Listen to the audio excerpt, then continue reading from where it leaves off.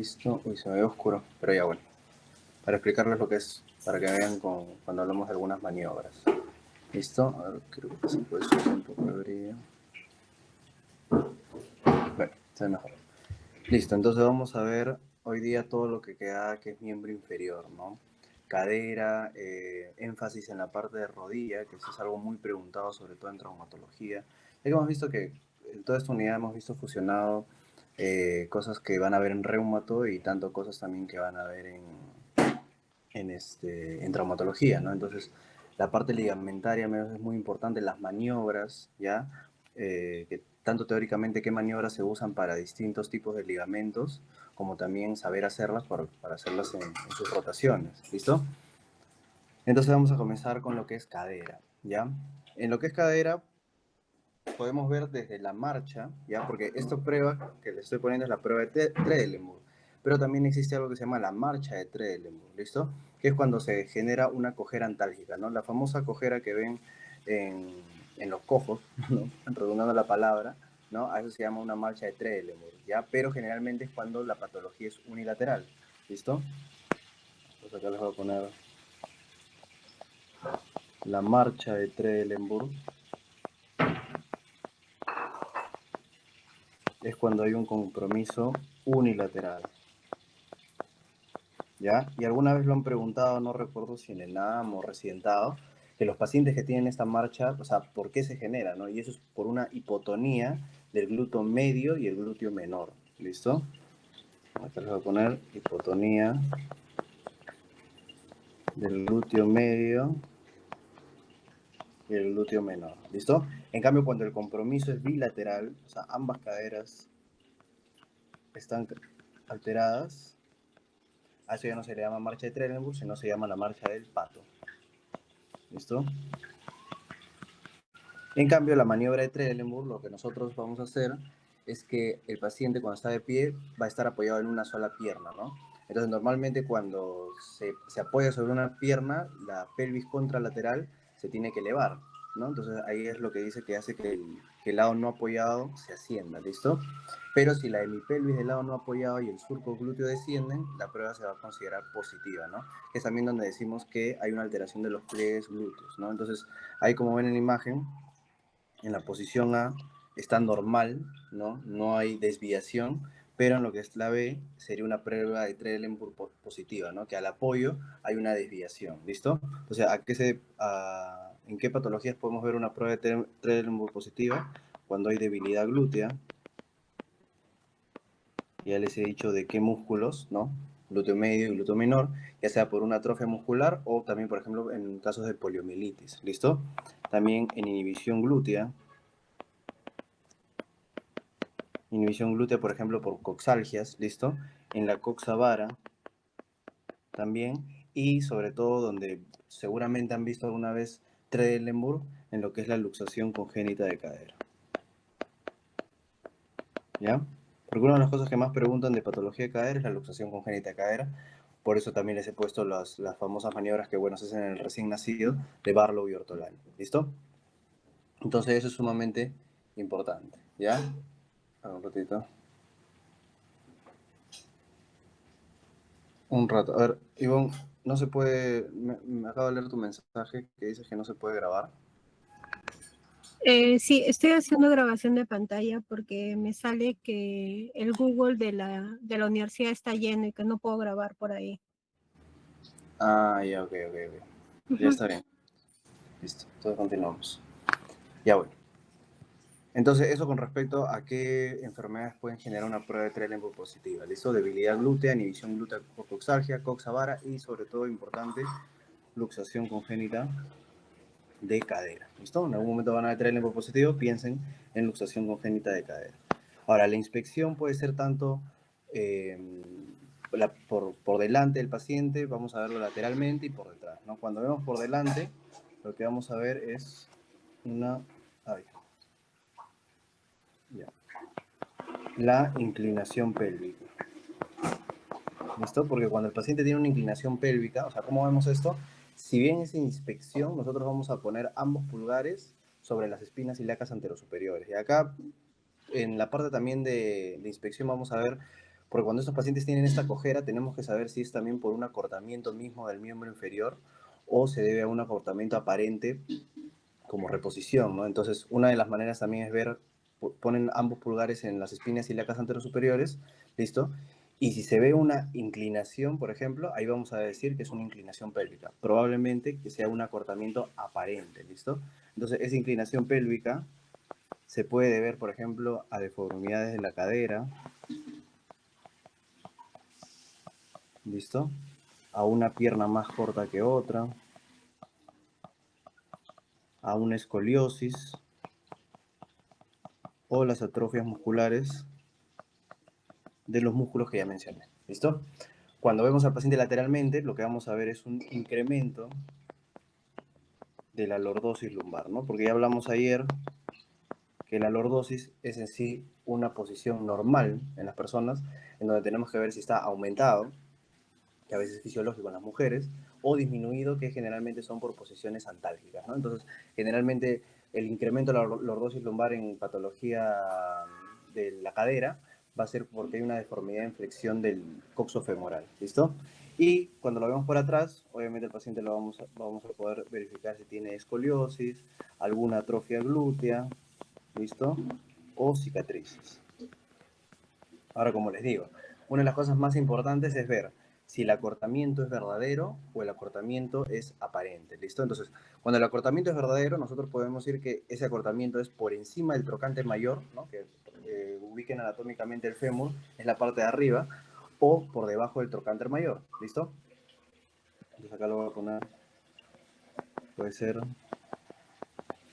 sea, el punto de corte es el trocánter mayor, ya puede ser por encima o por debajo del trocánter mayor. Entonces, cómo vamos a saber? O sea, netamente se puede saber midiendo desde el maleolo interno hasta el espina ilíaca anterosuperior. O sea, ustedes miden desde acá, desde el espina ilíaca anterosuperior hasta el maleolo interno, y obviamente, pues, ¿no? Si no es la misma medición, eso sí ya me dice que es un acortamiento verdadero, ¿no? Pero al examinar, por ejemplo, si, bueno, no disponen de cinta métrica, en ese momento tienen que hacer, vamos a ver que los talones ya están en desnivel, ¿no? Eso, por ejemplo, en el paciente de cúbito me indica que no es, o sea, el acortamiento es verdadero, o sea, una pierna es más corta que otra. Lo otro es que la pelvis no esté inclinada. ¿Listo? ¿Y cómo vamos a saber si está encima del trocánter mayor es el desnivel o debajo del trocánter? Porque si es encima del trocánter, eso que hacíamos de poner los pulgares entre ambas espinas ilíacas anterosuperiores, ¿no? Si hay un desnivel, ahí decimos que es por encima del trocánter mayor, ¿no? Pero si al poner los dedos en las espinas ilíacas anterosuperiores no hay desnivel, ahí podemos pensar que el desnivel es abajo, ¿no? Debajo del trocánter mayor. Y por eso están estas dos cosas acá, ¿no? Le pedimos al paciente ahí que cuando está echado, pero por si acaso se lo voy a poner, ¿no? Cuando es por encima del trocánter mayor, hay un desnivel en espinas ilíacas anterosuperiores al poner los pulgares, ¿no? Al poner el pulgar, ¿listo? Y cuando es por debajo del trocánter mayor, ya ahí podemos ver o que la tibia es más grande que una pierna que la otra, o que el fémur es más grande, ¿no? Entonces, ¿cómo vamos a ver esto? Acá miren en la imagen A, vemos al paciente le pedimos que flexione las piernas, y si vemos que una rodilla es más alta que otra, ahí decimos que la tibia es más larga. ¿Listo? Pero si al pedirle que flexione las piernas vemos que una rodilla está más adelante que la otra, ahí decimos que el fémur es más largo. ¿Listo? Y sencillamente, genealógicamente, ya sabemos si es el fémur o es la tibia lo que es más largo en ese paciente. ¿Listo? Y el acortamiento aparente, como les digo, la longitud de las extremidades,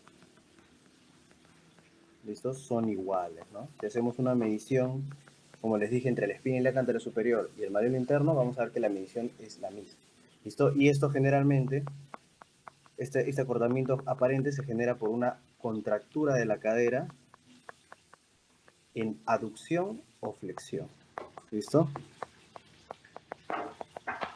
Pero básicamente, para resumir, como les digo, si queremos saber si así es un acortamiento verdadero o aparente, hay que medir, ¿no? Ahora, obviamente, si es verdadero, ahí sí tienen que hacer las maniobras para ver si es que la tibia es más larga o el fémur es más largo, ¿no? Ahora, con respecto a la palpación, que es importante, un detalle anatómico que siempre han visto, ¿no? Que es el famoso triángulo de Scarpa, ¿no? Porque a este nivel triángulo de Scarpa, recuerden su límite lateral, que es el sartorio, su límite medial, que es el aductor, ¿listo? El aductor largo o primer aductor, y por arriba el ligamento inguinal, ¿no? Entonces, ustedes ubican el triángulo de Scarpa y lateralmente a la arteria femoral, porque es la arteria femoral, o sea, aquí, ¿listo? Aquí, y más o menos también lo ven, por eso busqué esa imagen, que acá está el fémur, ¿no?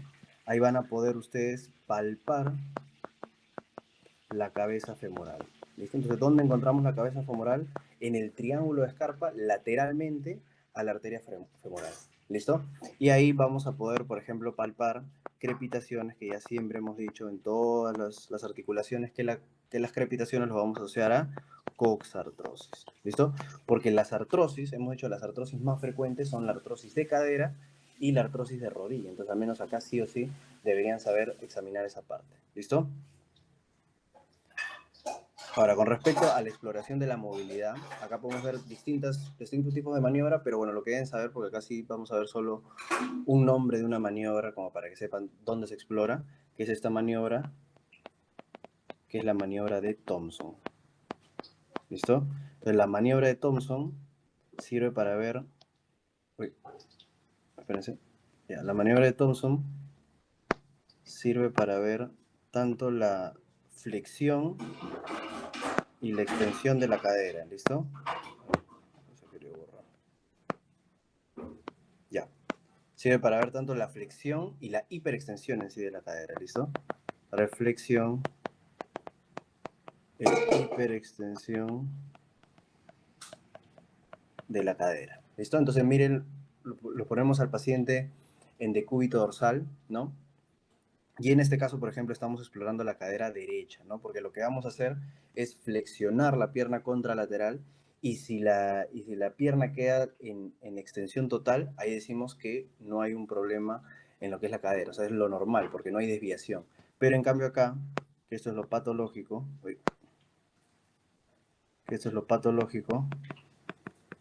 vemos que al flexionar la pierna contralateral, la cadera se flexiona.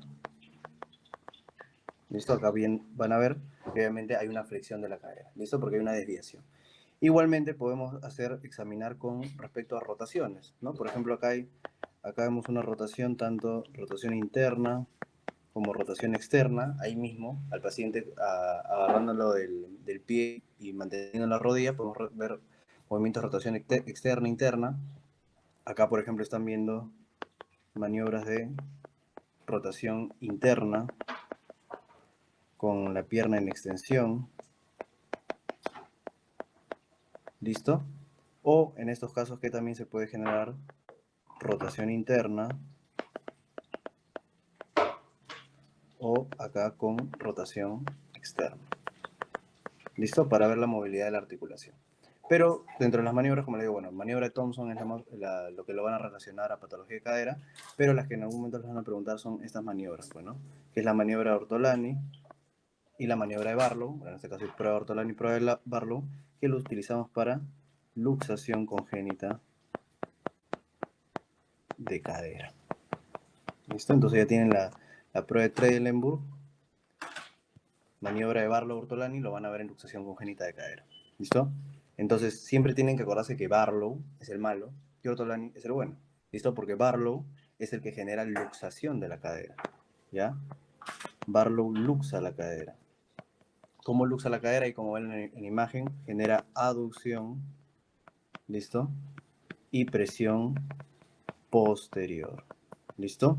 O sea, mete las piernas y jala hacia atrás, por lo que luxa la cadera, o sea, la saca, ¿listo? En cambio, Ortolani hace abducción, separa y genera una presión anterior.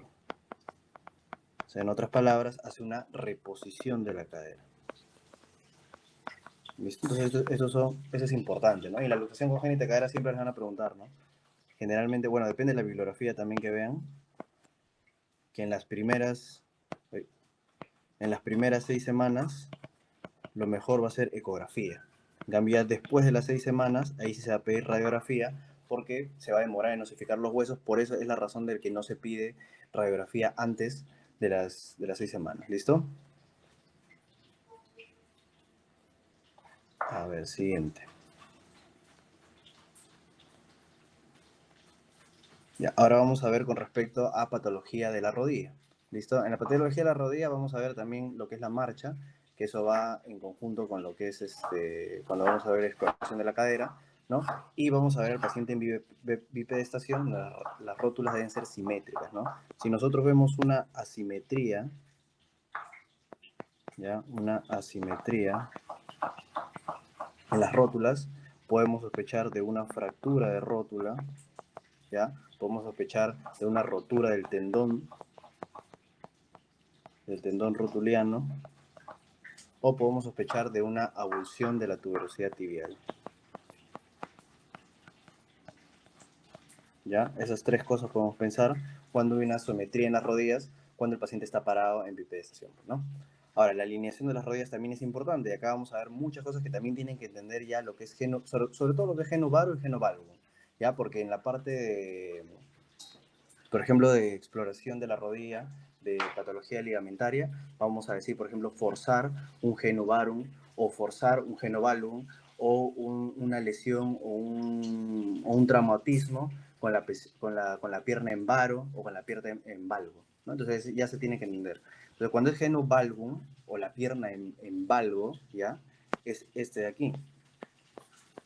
Ese es el famoso genovalgum, ¿ya? Que el genovalgum es también llamado pierna en X, ¿no? Entonces, lo que quiero que se den cuenta acá es que la desviación es hacia adentro, ¿listo? Ese es un genovalgo, ¿ya? Por eso, por ejemplo, si yo les digo que hay un traumatismo en, en posición o el paciente con la pierna en valgo, obviamente lo que se lesiona es lo de adentro, ¿se entiende? Porque es como que el choque y ahí genera esa lesión. Entonces, por ejemplo, una lesión en genovalgo, ya por ahí podrían saberlo, que es una lesión del colateral interno, ¿listo? Entonces, siempre recuerden valgo es esa angulación, ¿listo?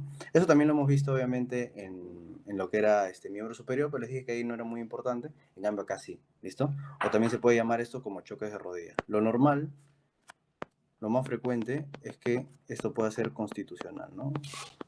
Hay personas que tienen eso, que es normal, ¿listo? Pero lo que sí tienen que saber es que estas personas son más predispotentes a generar osteoartrosis y pie plano, ¿listo? Y otras causas que no son las constitucionales y se podría deber a pacientes que han tenido osteomielitis, a pacientes con artritis reumatoide, ¿no? Que hemos visto deformidades, o postraumáticas, ¿listo? Pero lo más frecuente es que simplemente sea algo de la persona que nace así, ¿listo? Luego tenemos lo contrario, como les digo, que es el genovarum, ¿no? O el varo, ¿listo? El varo fisiológico, ¿no? Entonces, los pacientes tienen las piernas en paréntesis o en O, ¿listo? Como dicen la pierna de los futbolistas, que es así como arqueado. Entonces, esto es normal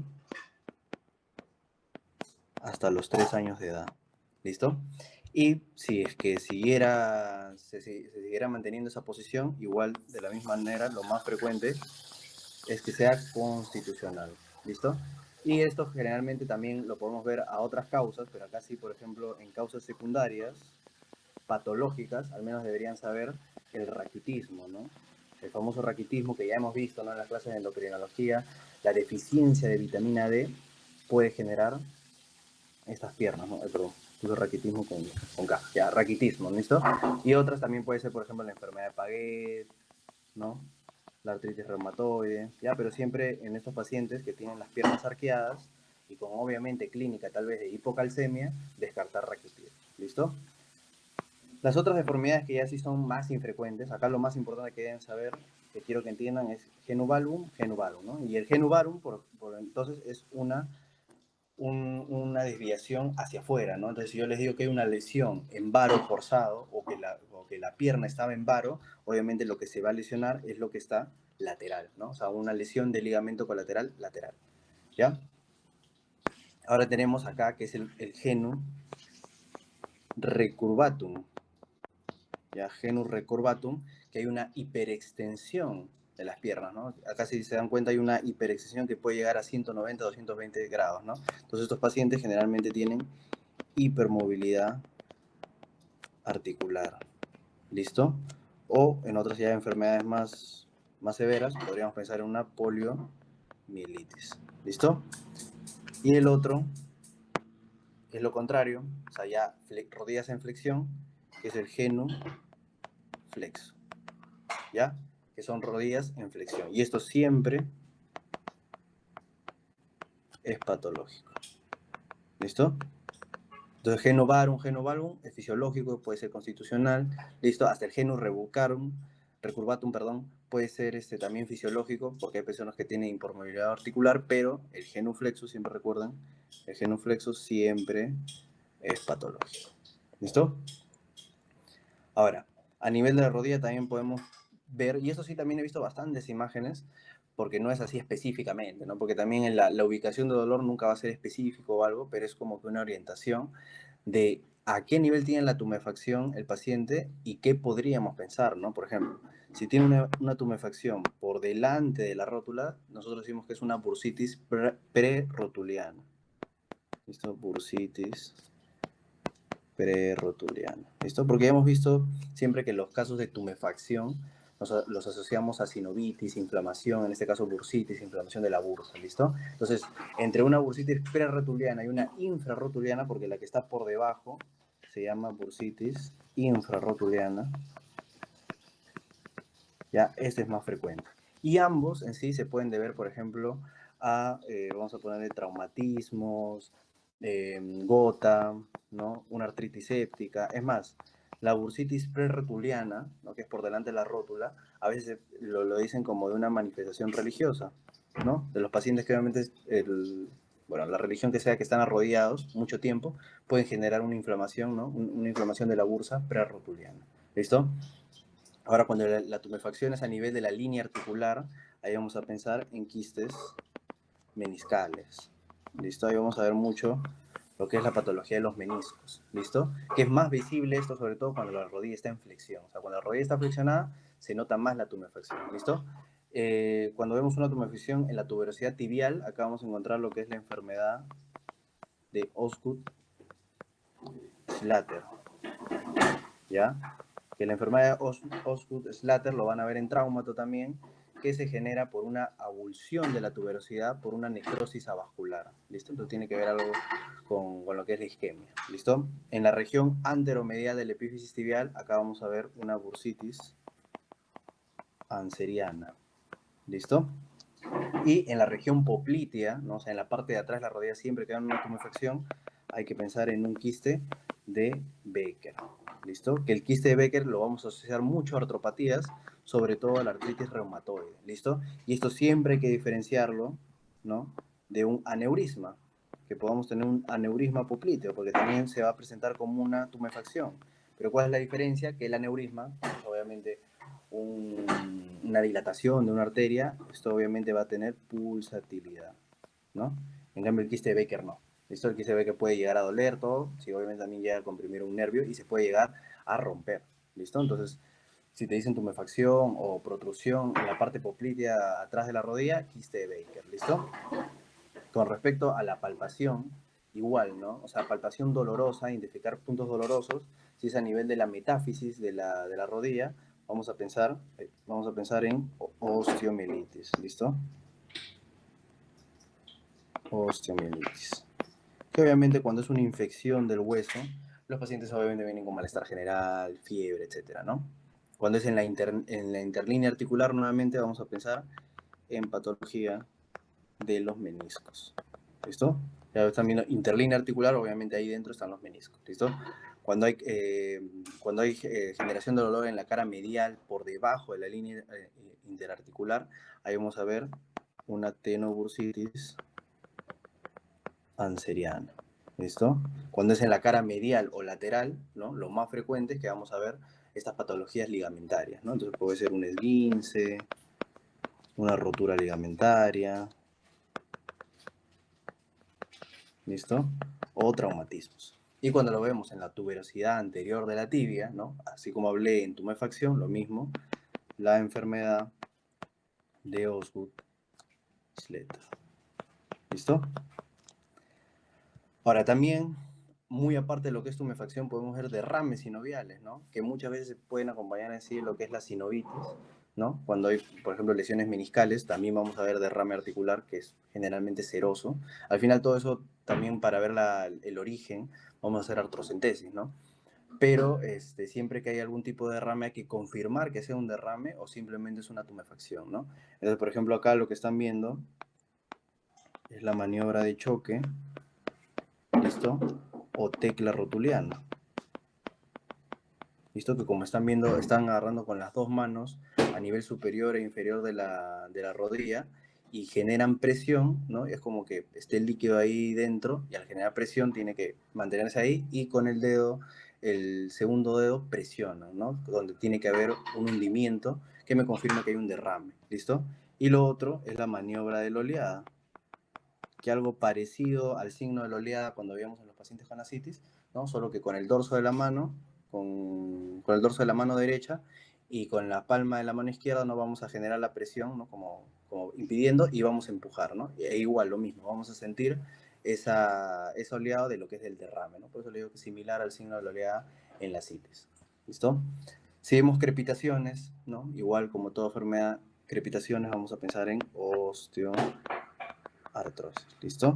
Y si vemos dolor en el polo superior o inferior de la rodilla, vamos a pensar en lesiones por tracción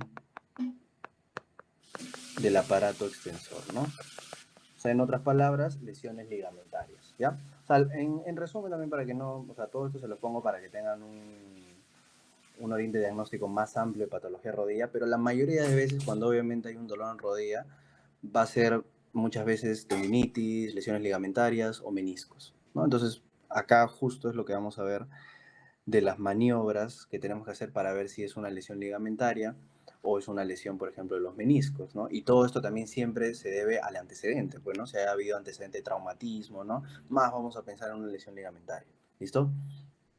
Entonces, acá tenemos nosotros 4 ligamentos, ¿no? El ligamento cruzado anterior, el ligamento cruzado posterior, ligamento colateral externo y ligamento colateral interno, ¿no?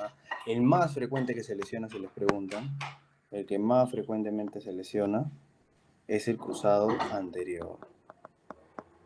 Es el que más frecuente se lesiona. Y generalmente este ligamento se lesiona con los pacientes cuando tienen, o sea, se genera por un mecanismo de rotación externa, pero con la rodilla en extensión. ¿Listo? Se lo voy a poner acá por rotación externa con rodilla en extensión. ¿Listo? En cambio, una lesión del ligamento cruzado posterior, que es menos frecuente, acá se llama también la lesión del salpicadero, por si les preguntan, la lesión del salpicadero, pero generalmente se genera por un trauma directo, ¿ya? O sea, en la parte posterior, un trauma directo sobre la tibia, pero acá con la rodilla flexionada. ¿Listo? Mientras que el ligamento cruzado anterior es con la rodilla en extensión, ¿ya? Por un mecanismo de rotación externa. Aquí es de un trauma directo con la rodilla en flexión. ¿Listo? Y lo que les dije, que por eso debían entender bien lo que era varo y valgo forzado, para que se entienda más. Cuando es una rotura del ligamento colateral externo, esto es por un traumatismo en un varo forzado. ¿Listo? En un varo forzado, porque hemos dicho que el varo eran los que tenían el eje hacia afuera, pues, entonces por eso se lesiona el ligamento colateral externo o lateral, se pueden decir, ¿no? En cambio, cuando hay lesión del ligamento colateral interno, es un traumatismo en un valgo forzado. ¿Listo? Con eso creo que queda claro. Y eso es el antecedente más importante para ya nosotros pensar cuál es el ligamento dañado. Luego de eso, tenemos las maniobras, ¿listo? Entonces acá, por ejemplo, estas maniobras que están viendo son las maniobras del bostezo, que como ven sencillo, simplemente acá o vamos a hacer un valgo forzado, o sea, generar esto para ver si se genera el dolor, ya sea en el colateral lateral o en el colateral interno, ¿listo? Entonces esto se llama bostezo, por ejemplo, en este caso, bostezo interno, prueba de bostezo interno, porque acá, ¿qué estamos haciendo? Estamos haciendo un valgo forzado. ¿Listo? Un valgo forzado. O sea, estamos haciendo esa desviación de la pierna que hablábamos del genu valgo, perdón.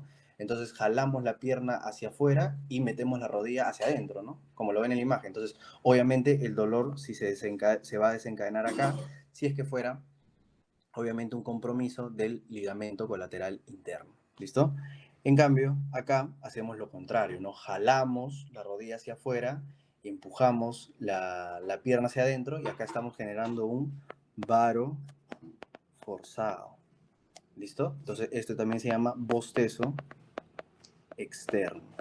¿Listo? Entonces, al final, la maniobra del bostezo, ¿ya? O la prueba de bostezo, es para los ligamentos colateral externo como interno. ¿Listo? Solo que acá vamos a tener bostezo externo positivo y acá bostezo interno positivo. ¿Listo? Entonces, bostezo para ligamentos colaterales. Sencillo. Ahora, para ligamento cruzado anterior y posterior, acá tenemos esta prueba que es la maniobra del cajón. ¿Listo? Acá voy a poner maniobra del cajón, ¿ya? Que la maniobra del cajón puede ser una maniobra anterior o posterior. ¿Listo?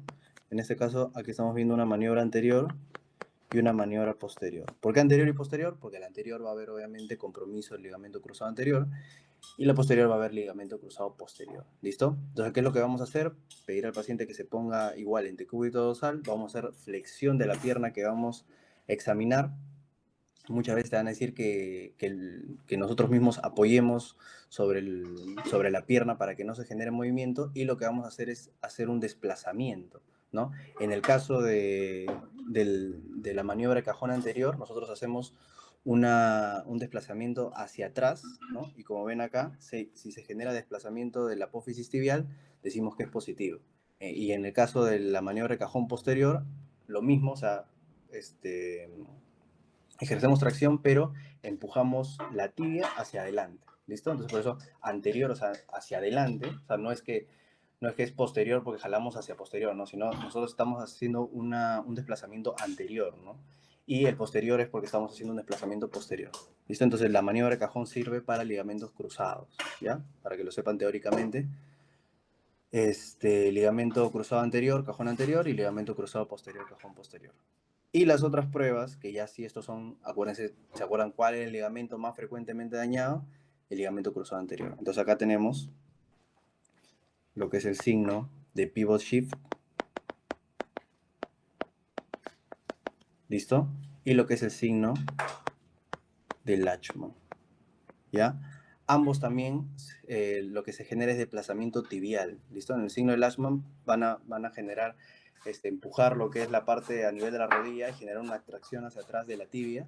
¿Listo? Y si hay un desplazamiento tibial superior a 5 milímetros, decimos que es un signo de Lachman positivo.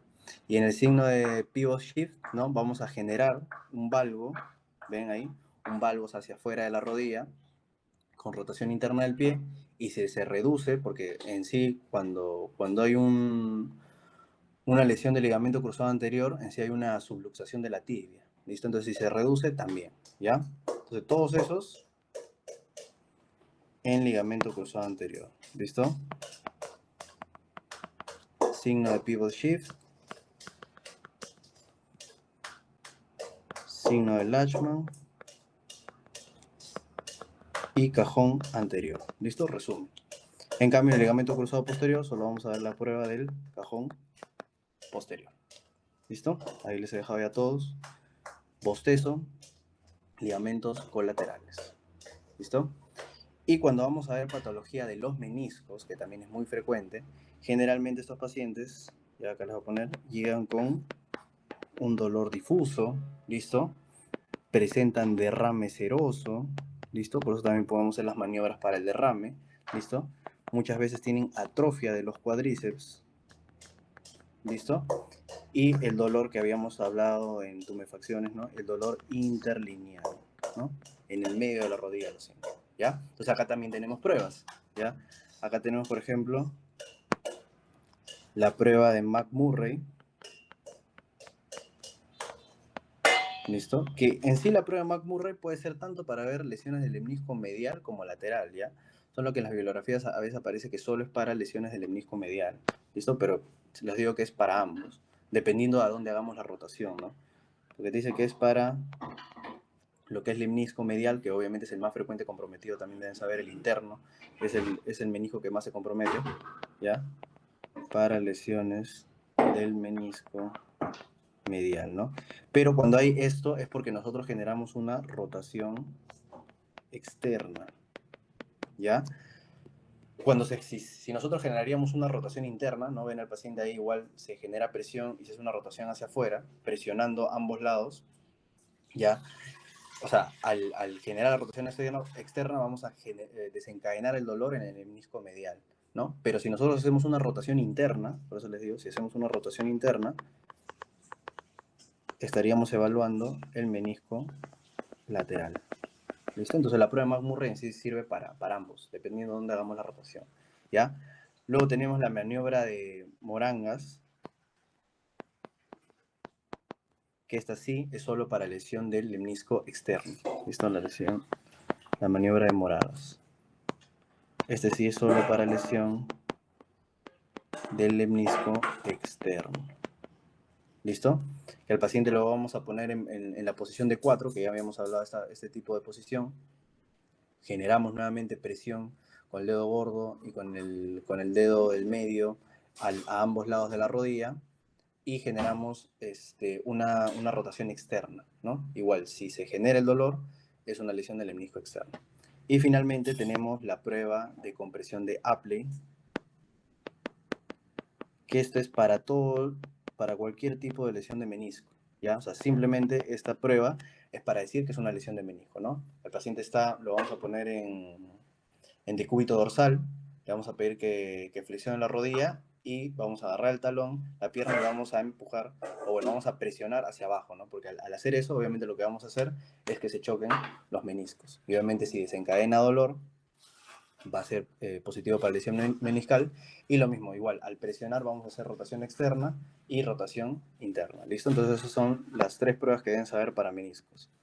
Moragas, para el menisco externo, ese sí. Apley, para cualquiera.